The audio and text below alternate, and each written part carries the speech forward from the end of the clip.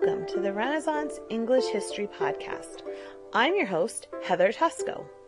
We're still in the midst of Henry VIII's reign, and I would be remiss if I didn't devote an episode or two to a few of the advisors who molded and shaped Henry's policies and beliefs.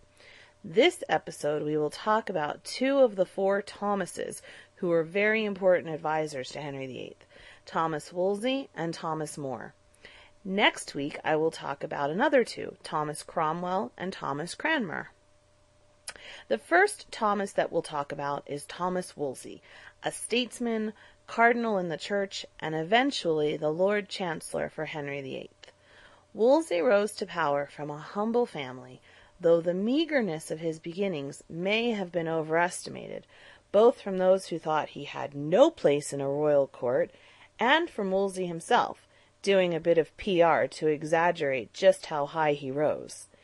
He was born around 1471 in Ipswich, and he studied theology at Magdalen College in Oxford.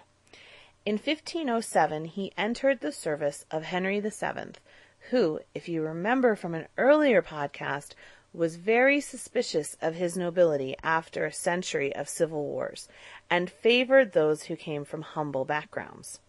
This was to Wolsey's advantage, and he was appointed the royal chaplain. Not only was Wolsey politically astute, but he backed it up with intelligence, an amazing work ethic, and ambition. In 1509, Henry VII appointed him almoner. In this role, he would be responsible for much of the charitable giving of the court, but it had greater implications. He now had a seat on the Privy Council, and was able to become known both by the nobles and by the king himself. When Henry VIII succeeded his father, Wolsey recognized that Henry was not interested in government, still being young and interested only in the benefits of being king, namely sports, hunting, and women. So Wolsey made a role for himself, with his thoroughness and his attention to detail, and Henry quickly grew to rely on his advice. Wolsey navigated the political seas like an expert, both rising in secular power, and in 1515 he was made a cardinal. His hand was on nearly every war, alliance, and treaty that England entered into until his downfall in the late 1520s. He was behind the Treaty of London in 1518, an agreement that most of the European states made in response to the rise of the Ottoman Empire in the Balkans. The treaty stated that no participating member would attack one another, and they would come to each other's aid if they were attacked. The treaty didn't last very long, but it did make England a foreign policy powerhouse, and it brought the island nation out of the isolation of the previous centuries. Wolsey also organized much of the Field of Cloth of Gold in 1520, which was a peaceful meeting between the monarchs of England and France. While Wolsey worked tirelessly for Henry, he was unable to do the one task that Henry really demanded of him, which was to secure an annulment of his marriage to Catherine of Aragon.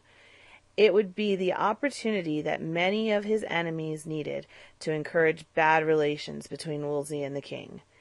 Anne Boleyn and her family were able to convince Henry that Wolsey was slowing down the proceedings, and in 1529 he was stripped of his government offices and property. He was headed back to Yorkshire, where he was still the bishop. He was quickly accused of treason and ordered back to London, where he became ill on the road back and died on the journey. The next Lord Chancellor was also a Thomas More, Saint Thomas More in the Catholic Church. More was born in London in 1478, the son of a lawyer. He studied Latin and logic at Oxford, becoming a friend of Erasmus. After his studies, he returned to London and studied law with his father and became a barrister in 1501. Early on, he was devoted to his faith, and he actually angered his father when he seriously considered leaving law to become a monk. He abandoned those plans because he wanted to marry in 1505, but he continued many of the practices of the church, including self-punishment. He wore a hair shirt every day. A hair shirt is an undershirt that's made of coarse cloth or animal hair, and it would cause a lot of discomfort, even often becoming infested with lice, and it would just be a general nuisance. And More also engaged in self-flagellation occasionally. From 1510, he served as one of the 2 under-sheriffs of the City of London, which carried great responsibility, and he got a reputation as an honest public servant who made things happen, and he impressed the king with his arguments in a noted Star Chamber case.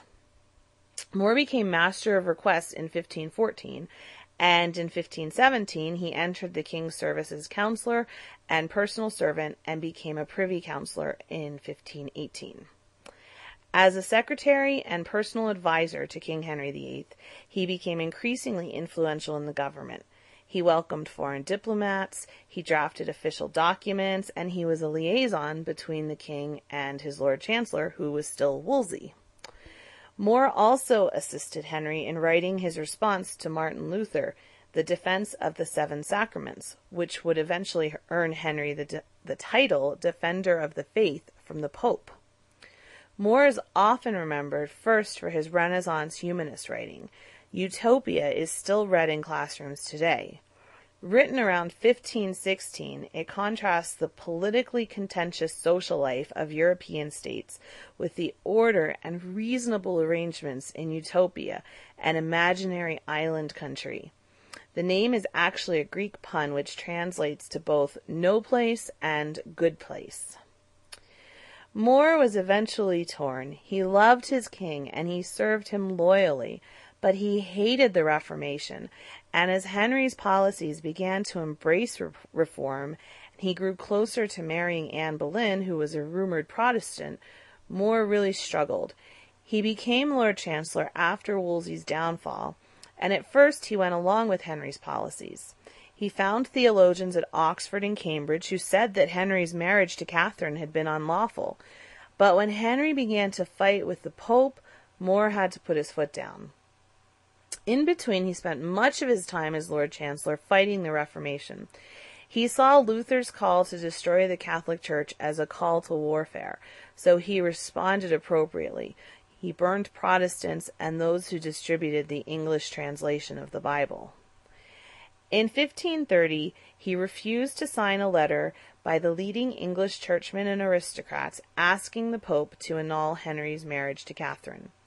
In 1531, he attempted to resign after being forced to take an oath declaring the king the supreme head of the English Church as far as the law of Christ allows. He refused to take the oath in the form in which it would renounce all claims of jurisdiction over the church except the sovereigns. In 1532, he asked the king to relieve him of his office, claiming that he was ill and suffering from sharp chest pains. This time, Henry granted his request. A year later, in 1533, he refused to attend the coronation of Anne Boleyn. Technically, this was not an act of treason, as he had written to Henry acknowledging Anne's queenship and expressing his desire for the king's happiness and the new queen's health. But everybody saw it as a snub, and Henry had to take action against him. Shortly thereafter, More was charged with accepting bribes, but the patently false charges had to be dismissed for lack of any evidence. On April 13th, 1534, More was asked to appear before a commission and swear his allegiance to the Parliamentary Act of Succession. He accepted Parliament's right to declare Anne Boleyn the legitimate Queen of England, but he refused to take the oath because of an anti-papal preface to the Act asserting Parliament's authority to legislate in matters of religion, which More would not accept. And he also would not swear to uphold Henry's divorce from Catherine. John Fisher, the Bishop of Rochester, also refused the oath along with More. 4 days later, More was imprisoned in the Tower, where he prepared a devotional, a dialogue of comfort against tribulation.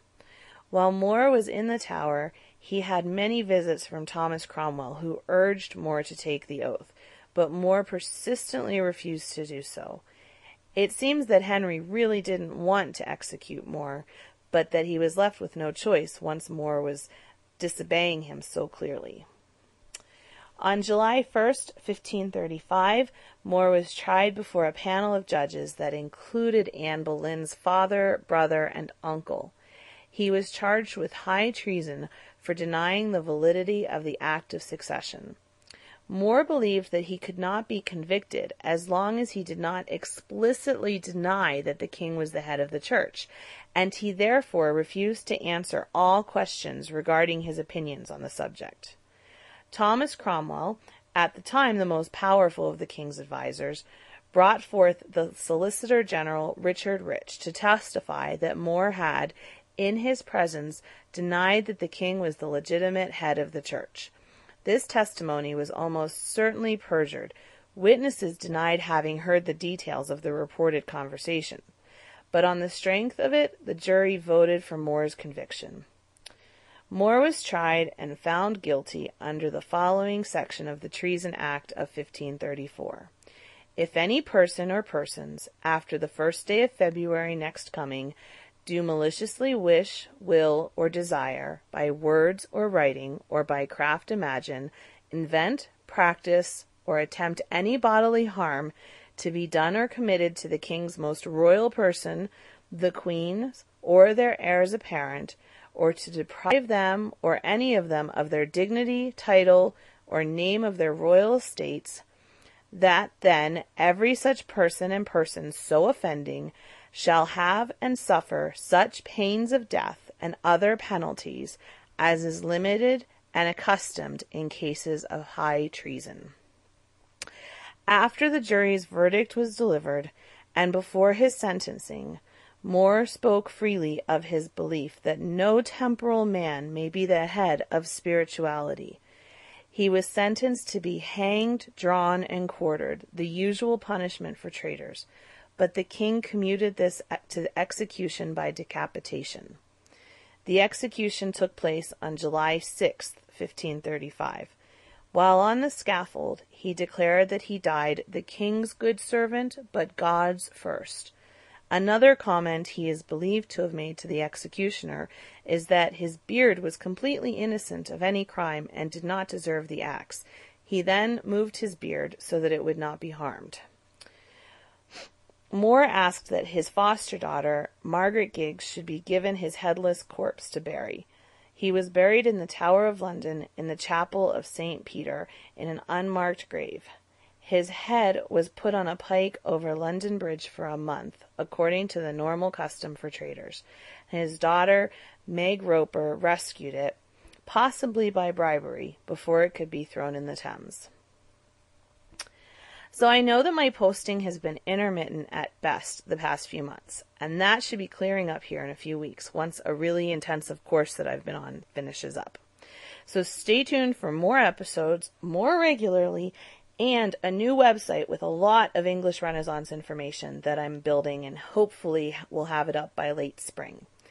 I'm actually going to England in 2 weeks, and I'm trying to set up some interviews with people at Hatfield House, where the young Elizabeth I lived before she was queen, and Hampton Court. So fingers crossed that that works out. Next week, I will post an episode on the next two Thomases, Cromwell and Cranmer. Thank you for listening this week, and as always, you can post show ideas, comments, and any other random thoughts on the blog, which is http://englandcast.blogspot.com. And thank you so much for listening. Blow, northern wind, send who may be sweating. Blow, northern wind, blow, blow, blow. Ich hatte Bord in Bauerbricht, dat Sulis Lies und Sicht. Mens cool Maiden of nicht, fern frei to fonde. In all this wolfliche wonne, Bord of blood and of bone, never yet in Uster known, drops a mare in London.